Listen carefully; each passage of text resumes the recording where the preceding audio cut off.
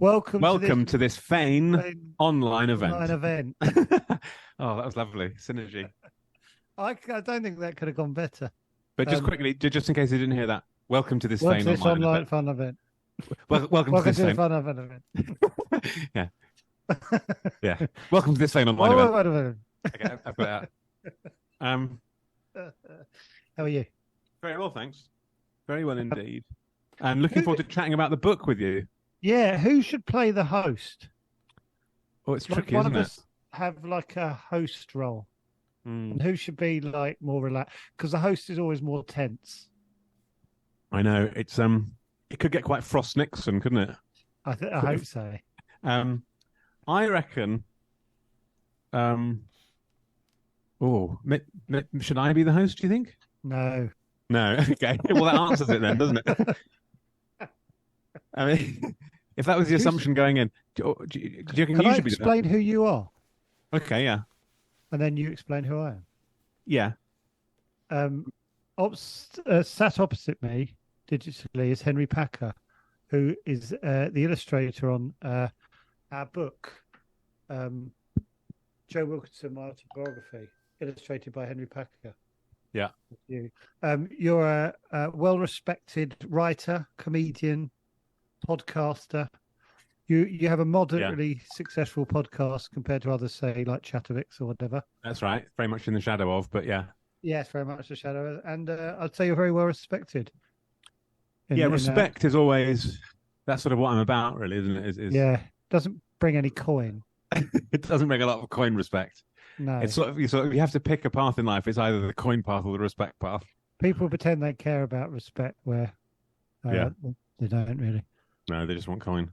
Yeah. And that's why we did this book, isn't it? For the sweet, sweet coin. For the sweet, sweet coin. Because if you ain't got no coin, you ain't playing on the arcade machine, are you? And you can't necessarily borrow coins off your mum and dad anymore. You can, but it's embarrassing. It's embarrassing. But obviously, once upon a time, you just ask your mum and dad for some coin. You go and you play the arcade game, wouldn't you? My mum used to have a little pot in her kitchen. Oh yeah. And it was where she kept pound coins from when pound coins became like a thing. Okay, so that's to me that feels like relatively recently. But it's not, is it? No, I'd Google 1987 or something. I was going to say, when did the pound coin come out? And she used to put all her like pound coins in it. And me and my brother, I'm not proud of this, but we used to pay without knowing the other one was doing it, pinch from it. Oh, of course you would. Yeah. And she never at any point through her, it got brought up one Christmas, and at no point did she ever think, wonder why that's never ever got full. So she just had no idea what was going on. No. Oh. She just trusted her two boys. Of course, they do trust you, and that's why it feels that was her weakness. That was that. Yeah, so it's a fatal flaw. Always dipping in it to buy 4 bags of prawn cocktail crisps.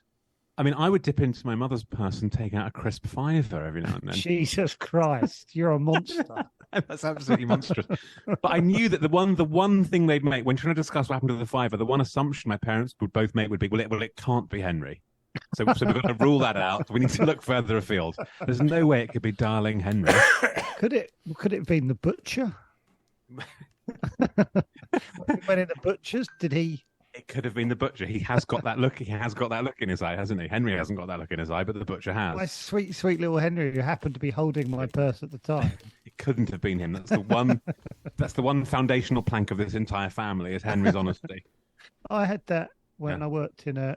Is this what we're meant to be doing, by the way? No, but I think we should. But it's good to sort of ease people into this through this chat. I think it's a medium of thieving. Yeah. Well, we have a section in the book about crime. There's a section, but where you talk about your early scrumping career, isn't there? So that's what and we're touching on. Yeah. So I'm going to go to it. Yeah, that's a good bit in the book. That it's in the early days. It's in the early years section. Because the book starts off like any autobiography shouldn't it? It starts off with your early years. Oh, should I also say who I am? Oh yeah. Well, so can I haven't talked about you yet. Oh yeah, it's my turn. You introduced me. Yeah, then so I'm going to do you now. On, and then I just suddenly thought we should. Yeah. I'll find, but there's a section on crime. Anyway, I'll go to it while you say who I am. So Joe Wilkinson is Age? What's my age? Well, skin age 76. Hair age, I'd say about 39. Yeah, I agree.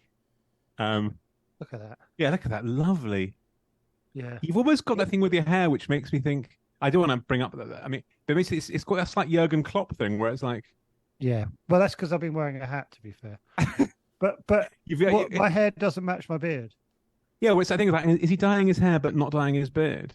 I mean, that's very personal. I mean, no, you can more than welcome to ask, but no to either. Although I did some filming the other day and they took out the greys.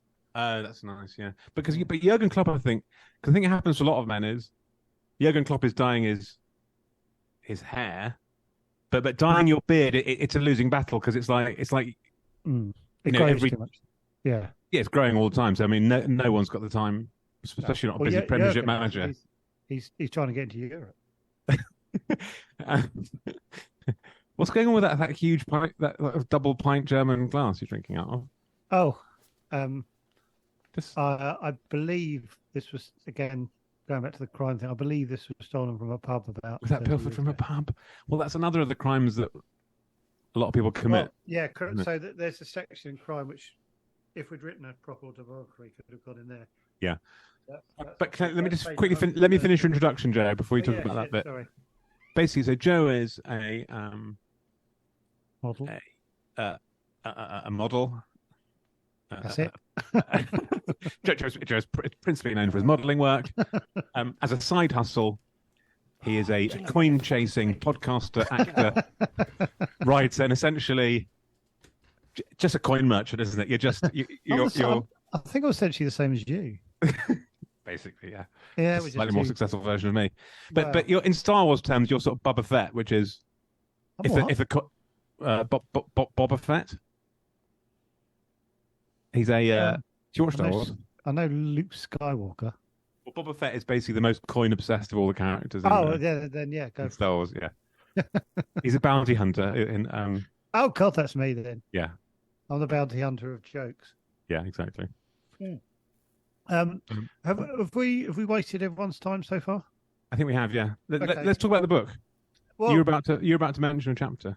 Yeah, the crime section. I just gone to page 113 and I was looking at the crime section. I'm just trying to work out what my. Anyway, I like to look. I like to think of it as how. I remember when you sent me this one. This one about the cuckoo clock. I remember that was a very early drawing. Oh yeah, that's quite a good one. And the story is basically about being a drug smuggler and hiding drugs in a cuckoo clock. It's a very good one. Going through the. One of my faves, that one.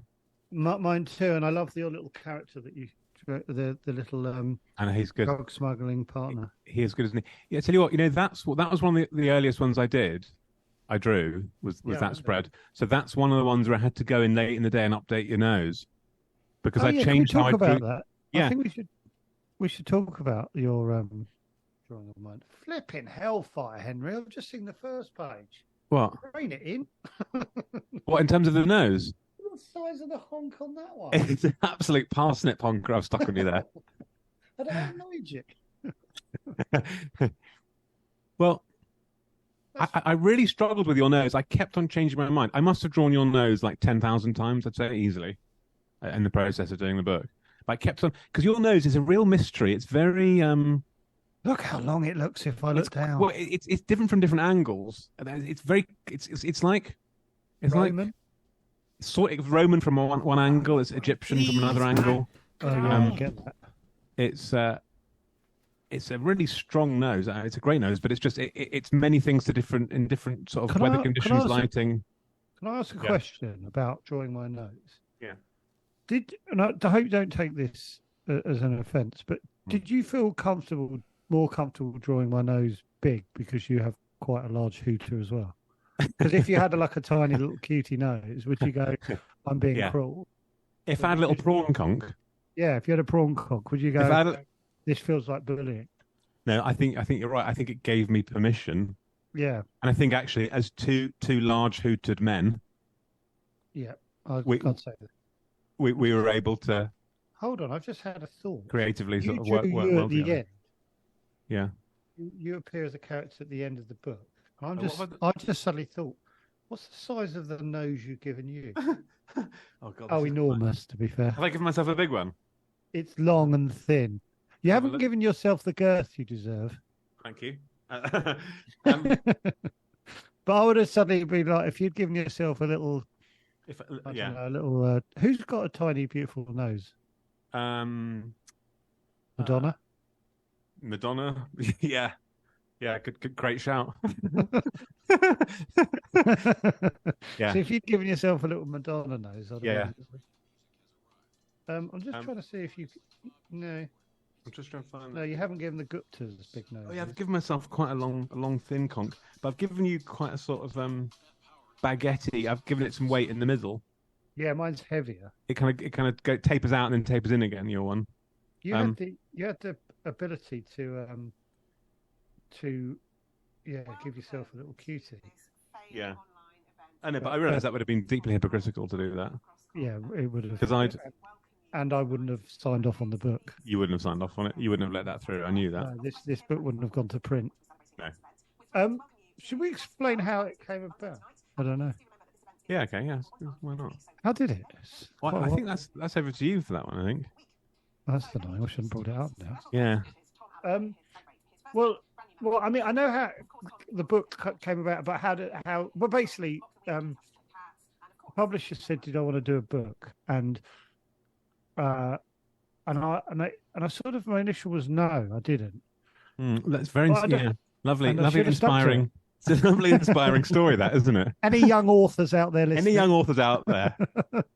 Probably just don't bother. It's really hard. It is hard. Because I remember you told me the first thing you said to the publisher was, "What's the coin angle?" Talk coin. And I want to hear nothing but coins. I want an hour of coin chat. Yeah. And they said to me, "We're more interested in passion projects." And you actually hung up before they finished the word project, didn't you? Then you got as far as project, and you'd already hung up and moved on. I think I heard a J. Because passion and coin are opposite. They're opposite, aren't they? Passion and coin. Yeah. I said, "Is there any way we can mix the two?" Yeah.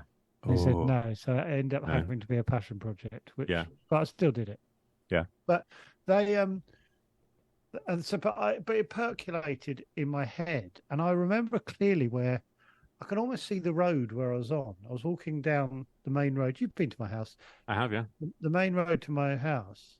Yeah. And I had the idea of doing what is essentially now the book, which is like a fake autobiography, a lot of silly stories that would be illustrated like a comic book. Yeah. But then I don't remember how I contacted you. I think it must have been because I've seen your illustrations for years and always loved them, but I don't remember contacting you about it. You know what? I might take over at this point. Oh, thank the Lord. Because I think I do remember you contacting me. I feel like I was sitting on a sofa. And what? Yeah, you didn't know there was an incredible. Keep talking. You didn't know there was an incredible anecdote to go with this. Wow, and I thought I'd done my walking down the road couldn't be topped. I'm pretty sure I was sitting on my sofa. It was a blue sofa. Oh well, end of story. End of. I'm a very visual person, Joe, so I remember things like this. Stop it here because. I mean, try topping that. Try topping that, Fane. But I remember, well, because my mum asked me this the other day. She was like, "How did it all start?" And you were stealing from her purse. I was stealing a crisp £5. It's clearly a passion project. And I thought, you know what? I'd love to get a few of these off my own bat. I'd like to do one on my own.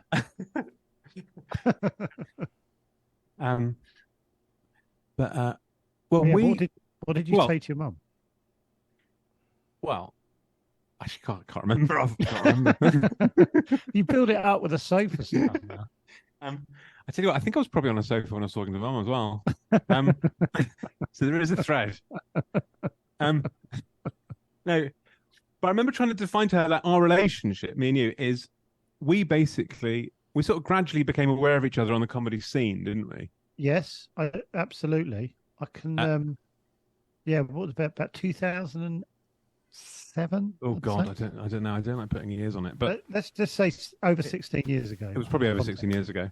We Yeah. gradually became aware of each other, and Yes. I think you developed what can only be described as quite a sort of deep crush, didn't you? From afar. From afar, yeah. I did. I can't remember the moment I fell in love with you, Mm. but I remember my world being turned upside down. Yeah. And that was you. And I remember you saying to me once that smells smell fresher, colours look brighter when I'm in a room. Yeah, do you remember? when you're doing 7 minutes above a pub in South London. Yeah. We should explain it. We met on the stand-up circuit, That's right, yeah. and we both spoke about our passion for getting off it. Yeah, that's right. As quickly doing as possible. other creative avenues, basically. Yeah. Yeah. Maybe that's where the seed began, where we're going. Yeah. Maybe that guy wants to do something that isn't a slightly tough, not well supported gig above a pub in South London. Yeah, I think that's right. So I think like collaborations start. Bernie and Elton. But I suspect so. I imagine they were doing the open mic circuit, weren't they? They were doing comedy. They were doing Laughing Horse gigs in Kingston. Yeah. Well, that's why Elton wore all that stuff, isn't it? Early on, he was a character, wasn't he? With the big specs and everything. He was a character act, which is infamously hard to do on the stand-up circuit. They are, because the audience immediately don't trust it. Exactly. Yeah. Yeah. But then he just kept the gear, and often that's the way, isn't it? You come to it through a strange circuitous route, often, don't you? Absolutely. But I remember talking of Laughing Horse gigs. They were like an open mic circuit of their own, and they had a competition, and you either won it or no. You came second. I came second, and I came second in it the year before. Oh, and you know who won it the year before was Daniel Rigby. Then were you second to Daniel Rigby, or maybe that was another year? No, James Branch. Daniel Rigby went on to win a BAFTA. He did indeed. He's a brilliant comedian, actor, and writer. Very talented. Very talented man. But I lost to. Well, you lost to Kev, the builder. I lost to Kevin the Builder, who obviously all the listeners will know from Live at the Apollo. They'll know it from Kevin the Builder's Netflix specials. They'll know it from the Kevin the Builder movies. And obviously all the sponsorship work deals that Kevin the Builder does. He's obviously the face of Dairy Milk. Dairy Milk and PlusNet. And PlusNet. So, I mean, there was no way I could stop Kevin the Builder. He hasn't got a book out, has he? Yeah. He hasn't got time, to be fair. He's got too much coin. he's trapped under so many coins he can barely move these days. But Kevin the Builder was a character. He was a character. He was very funny to be there. Yeah, I've got to say, I'm a magnanimous person. On the day in that room in front of that crowd, he satisfied what the judges were looking for in relation to it being something a bit different. But is it going to work in 2 weeks' time in a Laughing Horse? 10 minutes on cheese that was all about momentum rather than punchlines. Yes, that was. I'm a momentum-based stand-up comedian. It's like skiing. Yeah, if the hill doesn't go, if there isn't, if the slope ain't there, I ain't fucking moving. You know what I mean? I need conditions to be right. And as soon as I saw that momentum-based comedian in a room with not a great deal of energy, I thought, I want to work with that chap. Like 17 years later. Hey, darling, should we go and see that momentum-dependent comedian this weekend? The guy that needs quite an energetic room for the stuff to fly. I tell you what, with a fair wind, he's he's all right, they say. But it will have to be a very, very fair wind. Do we know if he can illustrate? We don't. Well, let's find out. Well, it's Plan B, isn't it? You're looking at Plan B. It was very nice when you called up and you'd seen some of the. Cause I did a few illustrations that I put on Instagram over the years, and you'd seen them, and we both liked each other. God, I just really remembered I was close to remembering the one that really made me laugh. Did you do one about an egg? No, well, I think I remember there was one about Christmas decorations that you liked, where they're all in a box. And it was one that I put out a few days after Christmas one year. It's lots of Christmas decorations. They've all got faces. They're all looking sad, and they're in a box. Oh, And the yes. because they've been put away. Oh, that's And right. the angel who goes on top of the tree is doing a kind of thing on the wall, like a prisoner counting off the days till next Christmas. Oh, yes, lovely. Yes, yes. That was one that I think you liked. Was there Yeah, one about an egg? I can't remember. I remember now. They're all on Instagram. I pretty much Let's have a look. haven't. You're on Instagram?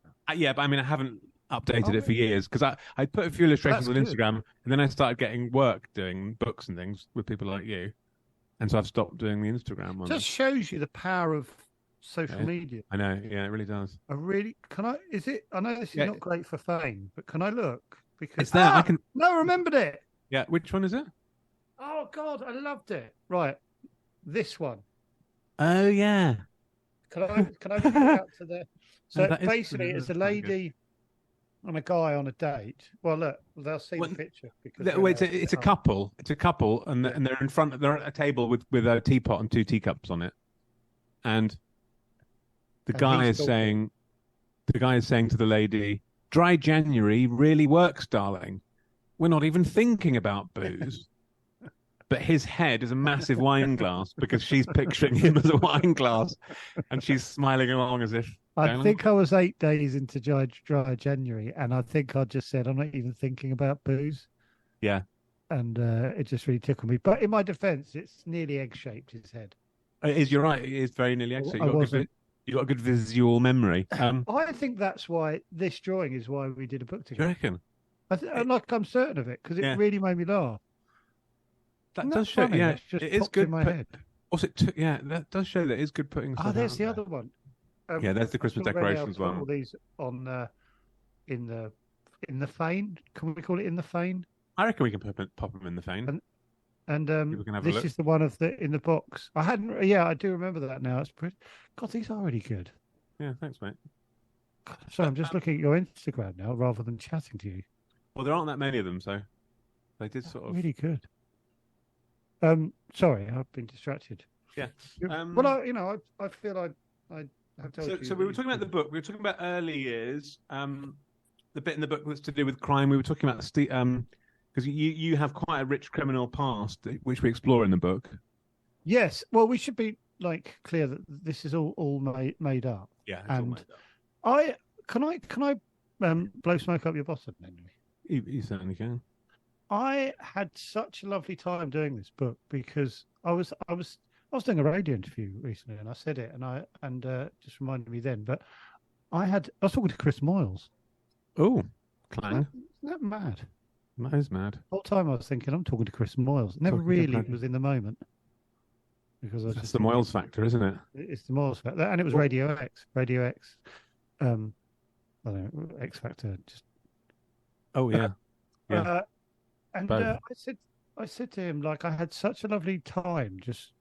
I'd just be sort of watching telly or whatever, and one of your illustrations would come through, and it was just the biggest pleasure. Always to go. Sometimes you'd go, oh, I've sent you a page, or sometimes I'd text you. I'd text you or email you, wouldn't I, when I sent. But sometimes you'd even go, I'll text you a few. But I'd do a terrible, and I'd be so excited. But do you remember, or how frustrating was it where I'd never really worked out that sometimes you'd sent me 3 or 4 options, and we'd have this conversation quite a lot. I'd go, oh my God, I love it. It's so good. And you'd go, but which one? And I would say, what do you mean, which one? And then you'd go, I sent you 4. And I must have done that about 3 times. I'd never scroll down. How did you feel about that as a part of the process? I remember thinking to myself, God, I mean, it's the minimum effort to require, isn't it, to fucking scroll down? Especially as all the work you'd put into the 4 or 5 different options. And this guy, I spent about 2 days on this cartoon. This joker can't even scroll down. I'm in the middle of making a spag bol in my defence. And having an early night while you work. And you wouldn't make 4 spag bols to check different ways. You'd make one, you'd get it right first time. One with a little bit of basil, one with a lot of basil. One with a bit of pork mince. I do sometimes put pork mince in. Yeah, nice. Yeah, and mixing the minces. But I no, just want to say I had so much fun when you would send me those, and I felt like it was difficult for me to kind of express every time how much I enjoyed them because you sent me so many over the year. But I never, my enthusiasm never lost. But I was like, well, I've said fantastic the last couple of times, and I need to up it. And there's only a certain, you can't really say very fantastic and stuff. So I hope you always got that I was enjoying the process. No, I really did, and it was incredibly fun to work with because all the jokes and the writing you did was so funny and brilliant, and each one was really like, just like I relished getting into each new one. The couple you said you didn't think worked, but which I thought was yeah, but that's not for fame. Whereas I always loved your illustrations, but that's just the working process, isn't it? No, there was something. Remember what I'd always say, Joe? I'd always say, this one's really funny. I just don't think I can add much to it visually. Yeah, that was the phrase that I made up. Me and we were talking about on our podcast when we were doing this Battle of the Bands thing. We were talking about ways of saying I don't like something, and a really good one is it's not my cup of tea. If you want to say you don't like something, say it's not my cup of tea. So that's true, yeah. But I was. No, you were very good. You were very, very good. And it meant that it was very nice. It gave me energy. Like the positivity of your replies really, like I was like, yes, this is giving me the energy to keep going. Oh, really? Did it do that? Because I was massively. I loved it. You know when someone's really good and you go, right? When I felt like this whenever I worked with Sean Locke, which I was lucky enough to do quite a few times, but it seemed mad to say to him that was really funny. And I felt like that with your illustrations. It's like, it's so obviously they're brilliant. Is it weird to say that's great? Like, but you know what I mean about Sean Locke? If someone's that good, they mustn't, and have been for that long, you think he must know. There's no. Yes, but it's almost embarrassing saying that was really funny to Sean Locke. What you mean? Because it's almost like it'd be like me saying to Roger Federer, "Really well played at tennis the other day." Yeah, your serve is exceptional. Yeah, you're really, really good. Honestly, do not stop. Please do not. Oh, you have 2 years ago. Oh, I'm sorry, Mr. Federer. What a shame, because you were excellent. A real shame. Yeah. But anyway, that's what I felt like with the thing. I think you'd found your thing with tennis. Sorry. Forget roller skating. Forget all the other stuff. You found it. That was focus, my friend. Focus. Because it feels like, I know what you mean. But I just wanted to say that. Well, no, it was very nice getting your positivity. In terms of that thing about, because I would send 4, because sometimes I'd be like, there's a few different ways of like depicting something or drawing something from your jokes that you'd written. So I'd send a few different versions. But quite often, but then I started to realize though that what would happen is you'd see the first one, you'd reply that was great. I'd say, have you seen the other 4?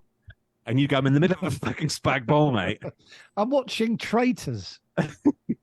It's incredibly good. Okay, I'll look. What do you mean it's taking you 3 days? Fine. Draw faster.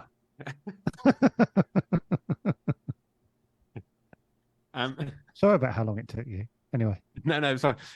But I then started to realize, because then I'd say, look at the other 4 or look at the other 3, and then you'd look at the other 3, but generally you'd then always go, oh no, I prefer the first one because that was the one you'd first seen. Exactly. So that was the one where it had all been new to you. So I then started to realize, if I'm going to send him 4 of these, I need to know that the one I really want him to like needs to be the first one. Because I didn't know this. But then it's like, why am I bothering sending him the 4? So it became that sort of became a bit complicated. He's always going to like the blunt instrument, aren't I? Yeah, really. Yeah. What's the other thing I was going to say? Oh, there's something. Oh, yeah, that's what I realised in the process as well. Was like, I don't know if you remember, but really early on, I would kind of like, I'm sort of a bit embarrassed by this when I think about it. Like, I'd sort of send you a story and I'd send you like loads of detail about how I thought the sort of pictures should look. Like, because I'd sort of do a mental picture in my head and go, like, not the red, like he's on a horse and maybe and all this Yeah. sort of stuff, and then you just draw it like so much better than I would have imagined. So I started to put in as little as possible in the way of art direction. Did you notice that? Um, yeah, I think so. Only But if it was. I did notice though that you Did it just look like I was trying less? I just thought he's obviously making quite an ambitious bolognese this week. He's maybe trying to make He's adding lamb, milk. beef, and pork. He's adding And he's bacon nervous. lardons. I do sometimes add lard. I do Anyway, as well. No, but did you notice? I did notice, but I also noticed that you were. I think you were always very good, but you got better at understanding the kind of how the words and the pictures need to work rhythmically together. So that Yeah, like I think because so. that's not a given that a writer or whatever understands that. It's quite different when there's words and pictures together because the pictures need to be generally supplying something a little bit different from the words. That's what I was trying to explain to someone the other day. It was yeah. like a real learning curve for me because, like, we've written material which is almost kind of about sort of surprise and stuff, and you know, like, so I'm telling you this, but you don't realise I've got a hat on or whatever. Yeah, because they're building up a mental picture when you're telling a story. Yeah, so you kind of surprise them with the reveal. With the reveal or whatever. Okay, yeah. But with this, it was more like, oh, the visual has got to be working on its with the kind of with the text that they're going to kind of go along a journey with you. And I also realized that the less I could write and more the visual was doing the work, the better the story was. So my job was to kind of go, how do I do less of my bit, which looks like I'm not doing any work, but I was actually working to make it look like I was doing less, if you know what I mean. No, that's really, that's great. And I think, that worked really well because I think the tendency is probably to overwrite something like this and to think that, but actually it's harder for you as a writer to do less, to write less. But the idea is, you know, because you're thinking of the story and you're breaking it down into the 4 boxes or whatever, or 8 boxes that it is. Yeah. Because you would always present it to me broken up into those sections because you really got that element of the kind of rhythm. But sometimes you'd go, like, you'd want to run it over a few more because you could see an extra joke. For example, like here, in this one, I just opened it on this. Oh, yeah, so that's from the jobs section where you're talking about your different jobs you've had. I was a sword swallower. You're a sword swallower, aren't you? Yeah. But I didn't realise you meant to be able to take it, meant to be able to pull it back out, so I swallowed it whole, basically. Yes, you swallowed it. And so you put it across too because the story gets told better that you see the sword going in and then my fist right down my throat. Yeah. So I didn't get that right, for example, but you knew that telling it's just the way to tell the story. Yeah. But again, that was an earlier one, I think. So I think at that point, to jump in again, you added this here, which was on the way to the pharmacy. That's right. Yeah. On the shoulders of the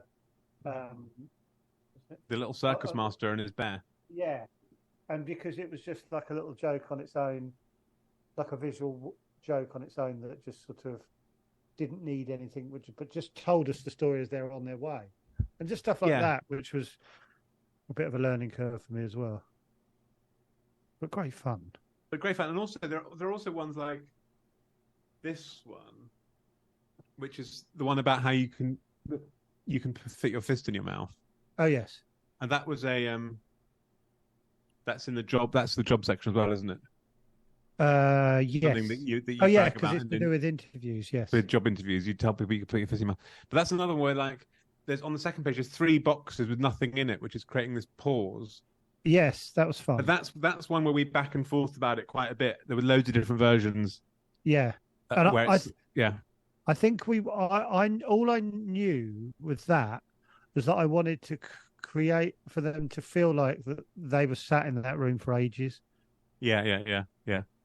And so it was, and I was like, will that work as a seeing lots of squares of these two. What I love about it though is there's tiny little movements in each of the different squares where I just lean forward onto the desk Yeah, at one yeah, point yeah, and stuff yeah. like that, which I'm just like, it's so just almost you don't notice it, but you just know that they're just there for ages because they're having these tiny little movements.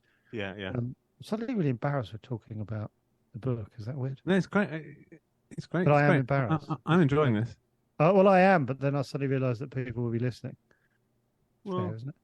yeah, I think that's fair. Yeah. Yeah. But you know what I mean about like, it's like I feel like rarely I can do this. Go, that's Yeah. good. For something I've been involved in. But actually, another thing that which you deserve credit for on the visual side, big time, is the basic thing of like making most of the book have this like 4 boxes per page structure. Do you remember? Yeah. That We was had a lot big of chat moment. about this. We had a lot of chat, but that was a big moment breakthrough that you had because initially each page was totally different the way it was structured. It was more like a graphic novel where there were small boxes, big boxes. Some Yeah. pages had loads of boxes, some didn't. Whereas you made this decision that let's make it quite so it's got quite a regular rhythm, which is this 4 boxes Yeah. per page, and occasionally a one pager. But basically, it's got this And kind where of we quite regular break rhythm. it, we knew we could break it, but we wanted to kind of have a consistency because I bought lots of books. I've got here. Like I bought lots of these sort of things, you know, other people's Yeah, wonderful books, and that O Josephine one, that was one that I think that was we liked, which yeah, has a we 4 box liked, structure. and I Yeah, felt like yeah, comfortable with yeah, like these ones here. These what's this one? Adventure Time. Like they're great, but I've almost felt a bit sort of dizzy with yeah. the That's complexity of it, and yeah, I just wanted to sort of be able to stand behind the stories a bit more. yeah, yeah. Do you know what I mean? And go Definitely a big. That was a big, really good decision. That I think that really helped it. well, that yeah, rightly or wrongly, that's sort of what we sort of, and then once we got that, we knew how to sort of structure the stories, didn't we? Yeah, A bit more. yeah. Yeah. So I feel like that's something to do with the process. Yeah.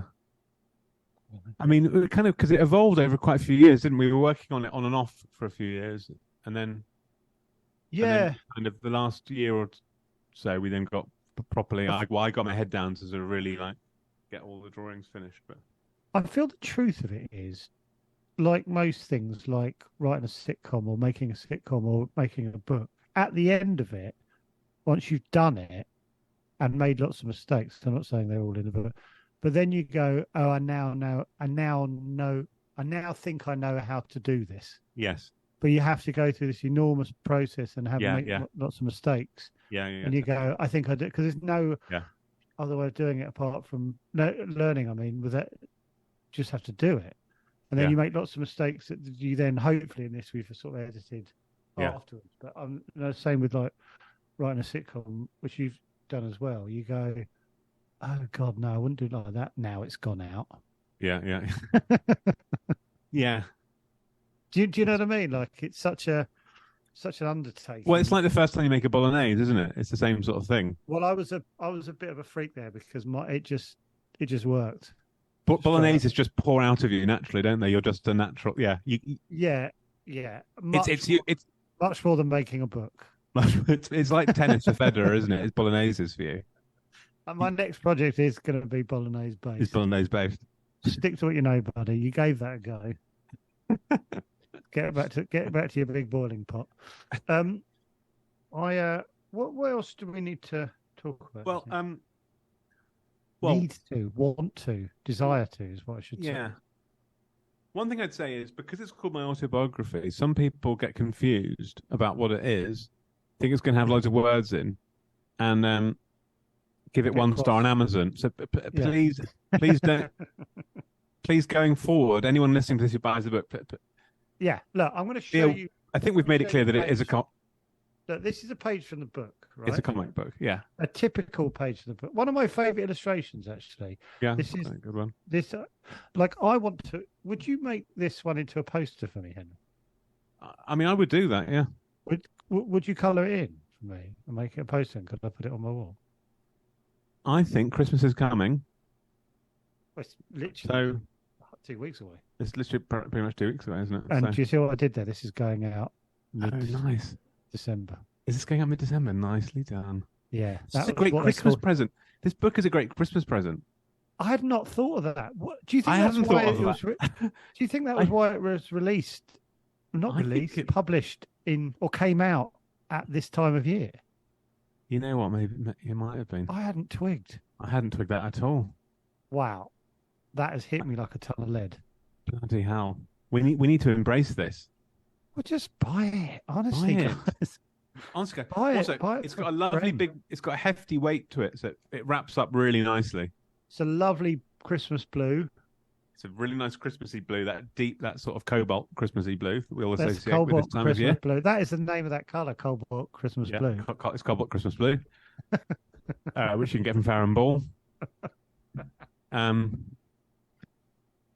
don't know. And then so the book, so essentially we goes through your life.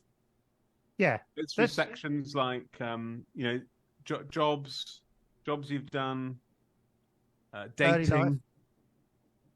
Yeah, early life, school days, then... Got a question for you. Yeah. Total by accident, but the first story in the whole thing, that's the tricky decision, right? How to start a book. Well, that was your decision, I think. I'd like to think it was a joint decision because I wouldn't have had the confidence to throw down. Because we came into this very room here. Oh, yeah, we did. That's right. Yeah. We laid all the pages out on the floor. Yeah. The room wasn't big enough. The room was very big enough, and it was it was a builder's bum free for all, wasn't it? Because one of us would be standing up, and the other one would be on the floor. It absolutely stank. It was an absolute locker room, wasn't it? It was locker room vibes. Two lads getting sweaty over there. Big burly lads with good old fashioned honkers on them, wasn't it? Flicking each other with towels. Nose just having to move each other's noses out the way to get past. Yeah. I got my nose stuck out the window at one point. Do you remember? I had to rest. We had to rest one of ours. I can't remember which one on the shelf. While the other one laid the stuff on the floor. But it's a bold start, I'd say. What, the eel one? Yeah. Because we start with the cartoon, which is about how you get out of the bath. Can I tell you the origins of that idea? Please do. I once got in the bath and lay on my front. Did you? Yeah. Did that? How did it go? I can't remember. I remember it really hurting, and I Yes. But also, and I haven't grown out of doing stuff like that. I think deep down, like if Petra's not around, that kind of stuff happens. Yeah. Oh yeah. I'll get in the bath on the front, and did you get in and then the normal way and then spin yourself round? Yeah. Because you'd think that might be a way that it could have been the tragic death of Joe Wilkinson, wasn't it? Because a lot and this would have never happened. This would have never happened because you would have been yet another celebrity found drowned dead in a bath due to turning for the least cool reason ever, which was if you'd found me in the bath facing down, would you have flipped me over for, say that there's no suspicious, there's no doubt that it's not a suspicious death. Okay, yeah. But I don't want to be found front down. No one does. Would you have flipped me over so when they find me? But then, I mean, I've had a normal bath. Okay, I'm being honest. I'm picturing the scene right now. The way your hair is waving around in the water, it's feeling like sort of witch's hair. And I feel like I can't approach the bath. Okay, but there's no suspicion. They're not going to be looking at fingers. No, I'm not worried about it. It's just I don't feel comfortable sort of touching your dead body. I'm afraid, Joe. Sorry. Oh, that's nice, isn't it? I wouldn't even think about it if it was you. If it was me, you'd flip me around, you'd close my eyes, and you'd put your hands like that. You tuck my penis in. I'd drop petals over it. So when they remove you, when they remove you out of the water, the petals would stick causing like a cloth over your junk. So that's where we differ. That's very different. And it would actually be a really quite moving sight, wouldn't it? See, it'd be almost be like kind of, he's dead, but he looks, that's a lovely, he looks serene. lovely. He looks serene. Remember when they found his pal? Who was on his front. Face down. and rigor mortis set in, so he was like C-shaped. Yeah. So they couldn't even get him on the stretcher. And it turns out the bottom still farts after death. We didn't know that until we saw him in the bath. It was bubbling away. Two very different funerals. So this cartoon, this is you. So it's based on, actually, this one is based on a true story. So it's about you getting out. And I fictionalized the rest of it. Well, I think I was only on my front for seconds anyway, to be fair.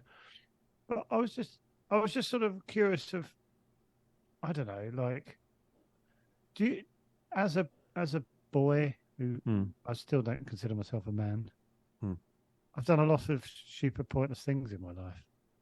That being one of them, was called my point. I don't know if you're a similar way where, just do things a lot where, there's absolutely no reason for it. And if someone questioned you about it, you'd have to go, I don't know why I did it.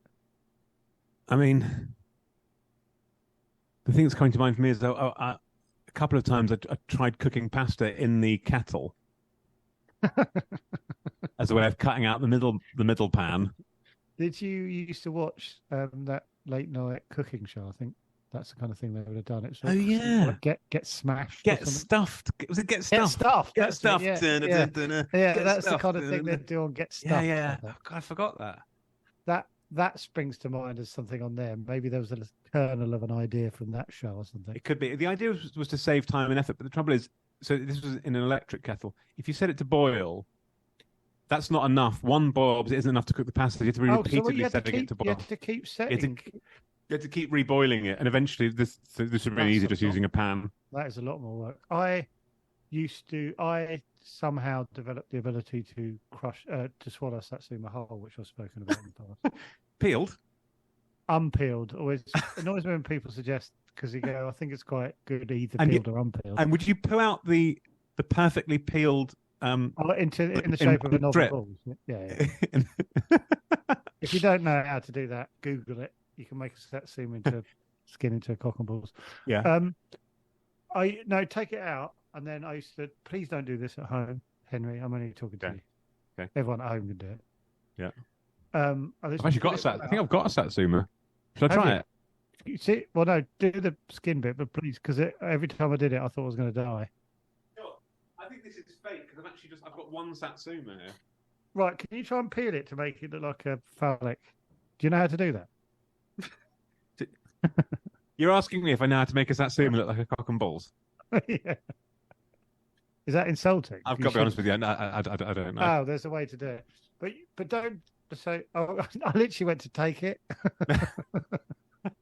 You've used Zoom before, so what do I? Come here. So what do I do? So I'd peel it, then I'd swallow it. Please don't do this at home, anyone, and especially you, Henry, as you have one.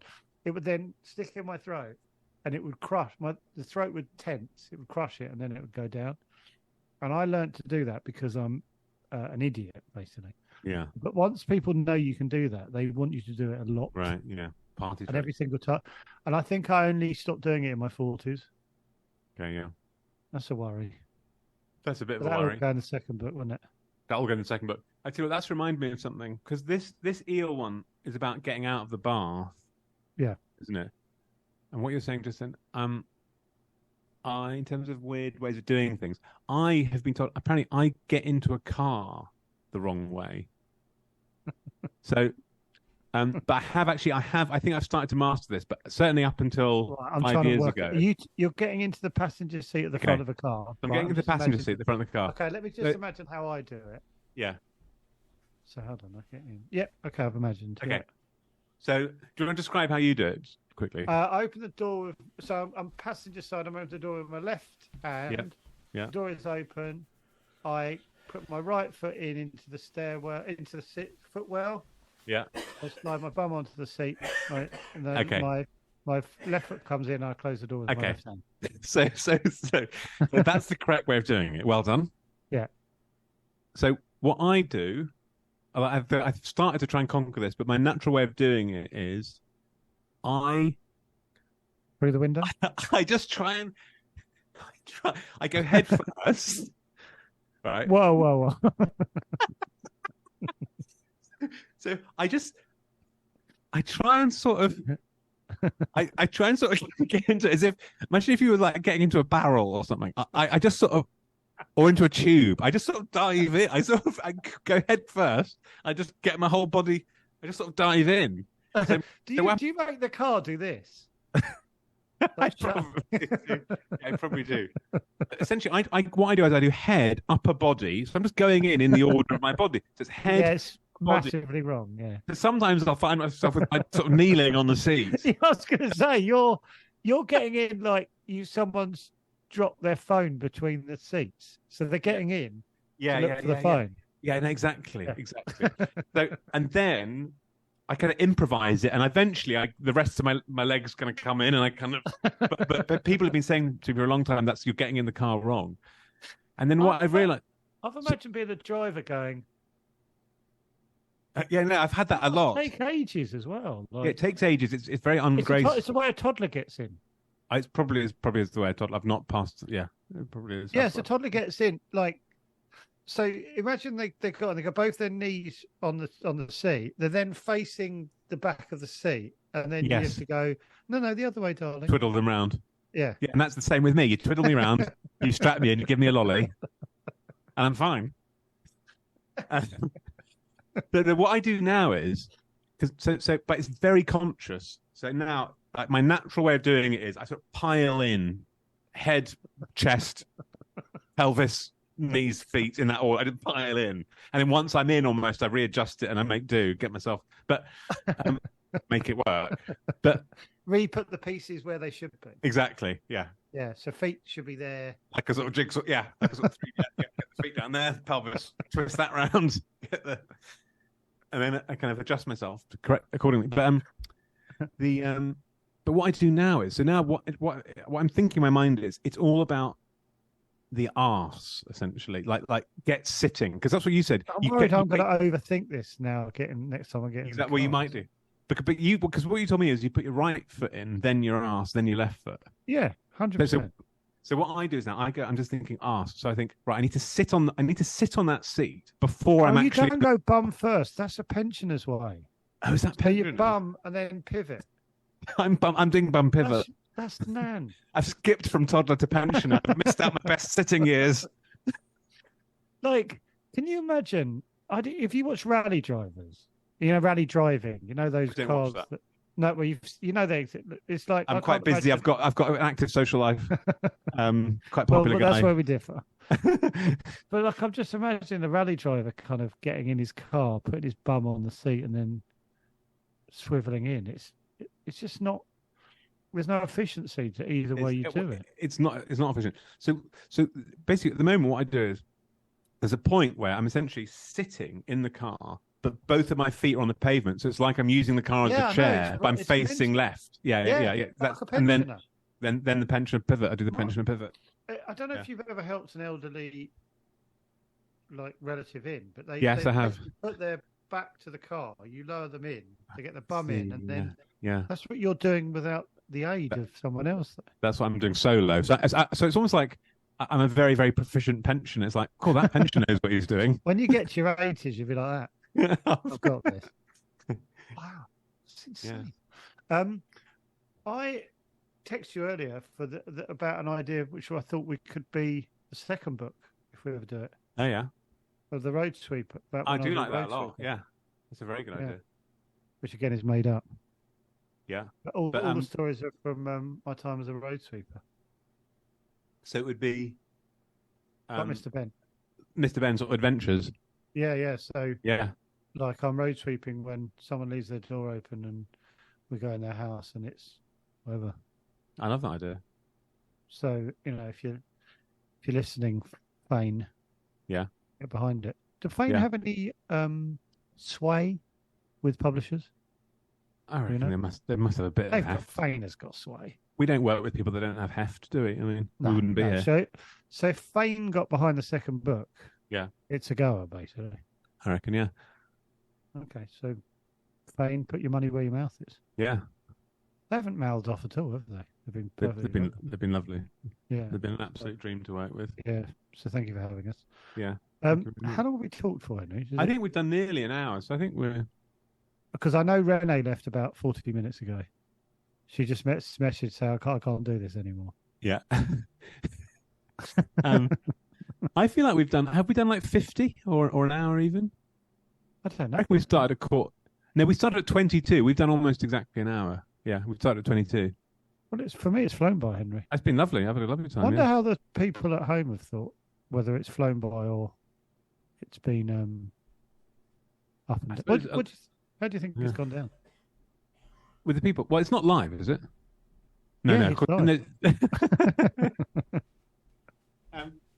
I reckon... If it was live, what would you have done differently? I've just been really, really nervous, I think. Yeah. I reckon if you've listened this far, you've had a decent time, or you're incapacitated for some reason. Fair play for sticking to it. Yeah, fair play for sticking it out. I wonder if they've got enough info about the book. It's a roller coaster of emotion. Funny, illustrated. It's Cobalt blue. It's the imagination of Joe Wilkinson with the pure raw talent of Henry Paker. Yeah, brought to life. I love the Gladiator one, by the way. Oh yeah, that is a good one. Do you want to show that one? Can I show that to the people at home? Yeah, Let's find a little. Look at that! What could I have a lad you are? That is a nice one. I really like the chapter which is about. There's one chapter in it which is a story. Really, there's one chapter that's a bit different. Yeah, I like that. So your friendship with Richard Branson, different flavour. About your friendship with Richard Branson.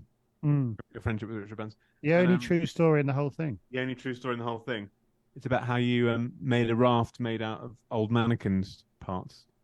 And I sailed out to his island to confront him about his HR system. That's right, because you were working in, because he owns all the companies in the world, and you were working in one of his companies, making mannequins. Yeah, I didn't agree with his HR policy. Yeah, as I say, the only true story. The only true story.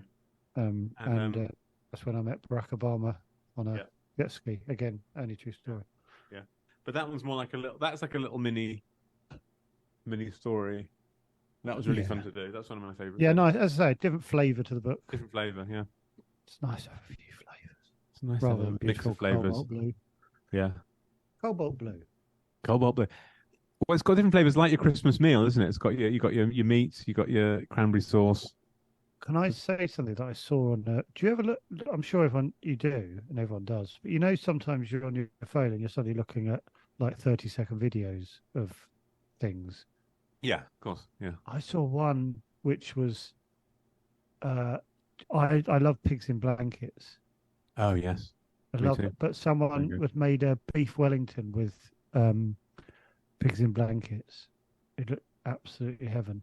Oh yeah. Is it beef? No, was it Yorkshire? It's Yorkshires and sausages. What's that? Toad in the Hole. Toad in the Hole. Sorry, Toad in the Hole. Toad in the Hole with. Oh, that makes a lot more sense. But with the sausages. Yeah, but thank you for going along with it because you went. Well, I went along with it thinking this is going to get lost in the edit. This is this is just a story about a guy who put some pigs in blankets next to a beef Wellington. Still get lost in the edit, even when the Toad in the Hole bit. Even the Toad in the Hole stuff might struggle to make it. To be honest, you can hear Renee scribbling. Like that's not going in. That's not going in. No, I tell you what, the Pigs in Blankets also Pret a Manger, which is a London cafe chain, which you're obsessed with. Which I'm obsessed with because I subscribe to their monthly thing. Until you do that. But they are currently offering a Pigs in Blankets sort of BAP. Can I let you into a little secret? Yeah, I've had one. Are you serious? From Pret? Yeah. When did you do that, you cheeky bugger? I've not had one yet. The amount of mustard in there is insane. Oh, really? It's too mustard heavy.